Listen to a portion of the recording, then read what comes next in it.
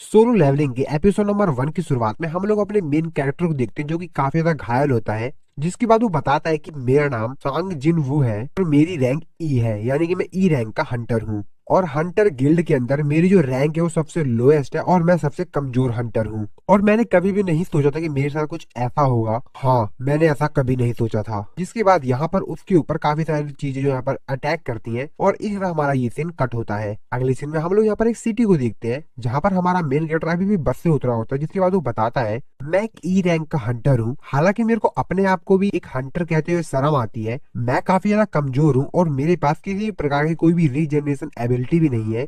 और मैं जितनी बार भी डंजन के अंदर जाता हूँ हर बार घायल होकर ही बाहर आता हूँ और कई बार तो मैं मरते मरते बचा हूँ। और एक हंटर की जो जॉब है वो काफी ज्यादा खतरनाक होती है क्योंकि वो अपनी जिंदगी को दांव पे लगाते हैं। और मैं इसको इसलिए नहीं करता हूँ क्योंकि मेरे को ये पसंद है।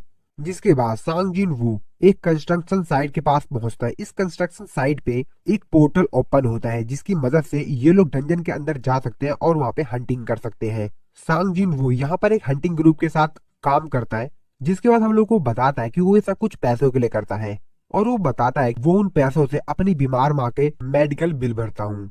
तो जो भी मेरे को पैसे हंटर गिल्ड पे करता है मैं उससे अपनी मदर के मेडिकल बिल पे करता हूँ।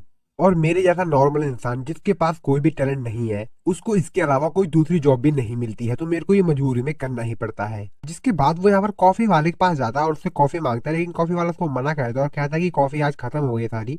सांग जिन वो अपने मन में सोचते हुए कहता है कि आज तो मेरे को कॉफी भी नहीं मिली, लगता है मेरा आज का दिन बहुत ज्यादा बुरा है। और तभी वहां पर एक लड़की आती है जिसका नाम जूही होता है। जूही यहाँ पर सांग जिन वू के ऊपर काफी ज्यादा चिल्लाती है और उसको कहती है कि तुम फिर से डंजन से काफी ज्यादा घायल होके आए हो। जिसके बाद संग उससे पूछता है और उससे कहते हैं कि क्या तुम भी हमारे साथ डंजन में जाने वाली हो। जूही उसको बताते हैं कि हाँ, मैं भी तुम लोगों के साथ डंजन में जाने वाली हूँ। जिसके बाद जूही उससे पूछती है कि मेरे को पहले ये बताओ कि तुम्हारे चेहरे पर ये चोट कैसे लगी। संग उसको कहता है कि मेरे को नहीं पता, शायद ये मेरे को जब मैं हंटिंग कर रहा था तब उसके दौरान मेरे को चोटें लग गई होंगी। जिसके बाद ये दोनों एक जगह पर बैठ के बातें करते हैं। जिसके बाद जूही उससे पूछती है कि अच्छा मेरे को ये बताओ कि आखिरकार ऐसा क्या हुआ था हंटिंग के दौरान कि तुमको इतनी ज्यादा चोटें लग गई। जूही उससे कहते हैं क्या तुम इतने ज्यादा यहाँ पर घायल हो गए थे कि तुमको हॉस्पिटल जाना पड़ा। संग उसको बताता है कि हाँ बिल्कुल। संग इसके बाद उसको बताता है कि हम लोग ई रैंक के डंजन में थे और बाकी सभी लोग जो भी उस डंजन के अंदर गए हुए थे उनमें से सिर्फ मेरे को ही यहाँ पर घायल हुआ, यानी कि सिर्फ मैं ही घायल हुआ उनमें से। जूही उसको कहती क्या, ऐसे कैसे हो सकता है। सांग उसको बताता है कि असल में यहाँ पर जितने भी मेरे साथ बाकी लोग गए हुए थे वो हायर रैंक के थे, तो इसीलिए उन लोगों ने अपने साथ हीलर नहीं लेकर गए थे। और जब मैं यहाँ पर जख्मी हुआ तो वहां पर हीलर था ही नहीं। जिसपे जूही उनके ऊपर काफी ज्यादा गुस्सा करते हुए कहती है कि वो लोग हीलर क्यों नहीं लेकर गए। संग उसको कहता है कि अरे नहीं, सही है, कोई दिक्कत नहीं है, ऐसा इसीलिए हुआ क्योंकि मैं कमजोर हूँ।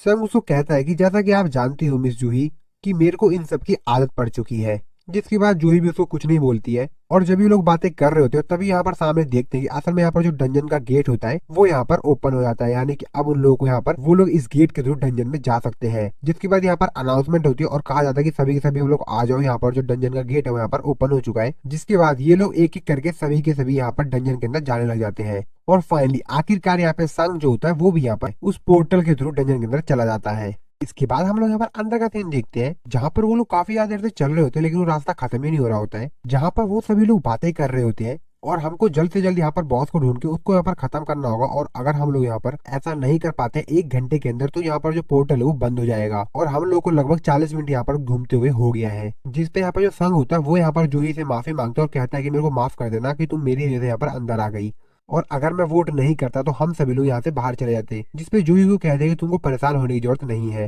सांग उससे कहता है कि क्या तुम सही में ठीक हो। जिसपे जूही को चिल्लाते हुए कहती है कि क्या बकवास कर रहे हो, मैं इस तरीके से ठीक कैसे हो सकती हूँ और तुम्हारी वजह से मेरे को यहाँ पर आना पड़ा। ये जो मिशन है वो काफी ज्यादा खतरनाक है।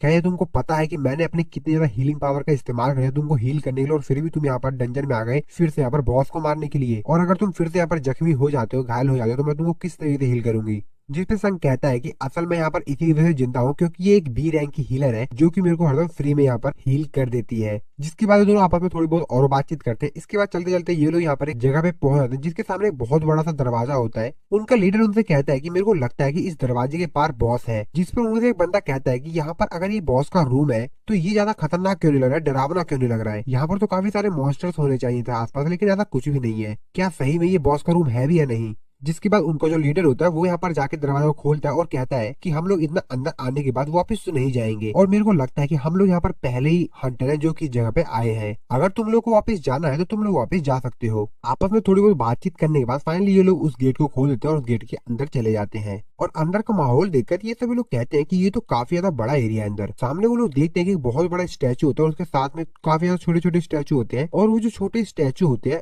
उनमें से किसी के पास तो वीपन्स होते हैं, किसी के पास म्यूजिकल इंस्ट्रूमेंट होते हैं, और कई के पास और भी दूसरे प्रकार के हथियार होते हैं। जिसके बाद वो सभी लोग सामने बीच में जो कि बड़ा सा स्टैचू होता है उसको देखते हुए कहते हैं कि क्या ये इन सभी लोगों का बॉस है, क्योंकि इन सभी स्टैचू में से यही सबसे बड़ा स्टैचू लग रहा है। लेकिन वो जो लीडर होता है वो कहता है अरे नहीं, ये कैसे बॉस हो सकता है, ये तो एक स्टैचू है सिर्फ। जिसके बाद वो सभी लोग आसपास हर जगह चेक करते हैं और यहाँ पर बताते हैं कि आसपास यहाँ पर कुछ भी नहीं है, यहाँ पर एक भी मॉन्स्टर नहीं है। सामने बस ये जो स्टैचूज दिख रहे हैं यही सब स्टैचूज है, इन स्टैचूज के अलावा यहाँ पर कुछ भी नहीं है। उनका लीडर साइड में रख के किसी चीज को देख रहा होता है, तभी उनमें से जो एक बंदा होता है वो कहता है कि सर यहाँ पर आइए, यहाँ पर देखिए, यहाँ पर स्टैचू पे कुछ लिखा हुआ है। जिसके बाद जो लीडर होता है वहाँ स्टैचू पे जाता है और वहाँ पर पढ़ने जाता है कि उस स्टैचू में क्या लिखा हुआ है, और हेडिंग के टॉप पे लिखा हुआ होता है कार्थीनो टेम्पल्स कॉमेंडमेंट्स।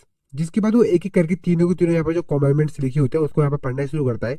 सबसे पहली होती है लॉर्ड की पूजा करो, और दूसरी लिखी होती है लॉर्ड की तारीफ करो, और तीसरी होती है अपने वफादारी को साबित करो। और तभी जूही जो होती है वो सांग से कहती है कि उधर देखो। मेरे को ऐसा क्यों लग रहा है कि वो जो स्टैचू है उसकी आंखें हिल रही है, वो जो बड़ा वाला बॉस है उसकी आंखें। जेपी संग कहता है कि हाँ मेरे को तो ऐसा नहीं लग रहा है, और तभी उसको एहसास होता है और कहता है कि मेरे को यहाँ पर कुछ गड़बड़ क्यों लग रहा है। जिसके बाद उनको लीडर बताता है कि असल में इन कमेंटमेंट्स के नीचे लिखा हुआ है कि जो इनको फॉलो नहीं करेगा वो इस रूम से जिंदा वापस बाहर नहीं जा पाएगा। और ऐसा कहने चाहती है यहाँ पर जो दरवाजा होता है वो भी यहाँ पर बंद हो जाता है, जिसको देखकर सभी लोग वहाँ पे काफी ज्यादा घबरा जाते हैं, काफी ज्यादा डर जाते हैं। उनमें से जो बंदा होता है वो कहता है कि तुम लोग तो बेमतलब में डर गए, रुको मैं यहाँ पर अभी जाकर दरवाजा खोलता हूँ। और वो उन लोगों से कहता है कि यहाँ पर जो भी खजाना वगैरह मिलेगा वो तुम लोग रख लेना, मैं तो बस यहाँ से बाहर जा रहा हूँ। और जैसे वो यहाँ पर जाके गेट को छूता है तभी उनको जो लीडर होता है वो चिल्लाते हुए कहता है कि रुको, दरवाजा गेट मत छूना, वहां से पीछे हटो। और तभी हम लोग देखते हैं कि वहाँ पर जो स्टैचू होता है वो यहाँ पर उसके ऊपर एक कुल्हाड़ी चलाता है और उसको मार देता है, और फिर से अपने पोजीशन में जाके खड़ा हो जाता है। जिसको देखने के बाद यहाँ पर जितने भी लोग होते हैं काफी ज्यादा हैरान होते हैं, काफी ज्यादा डर जाते हैं, क्योंकि उनमें से जो उनका एक साथी है वो मारा जा चुका है। संग और जिन्हू दोनों काफी ज्यादा घबरा जाते हैं। जिसपे जिन्हू कहती है कि अगर ये वाला स्टैचू हिल सकता है इसका मतलब यहाँ पर जितने स्टैचू है क्या ये भी हिल सकते हैं।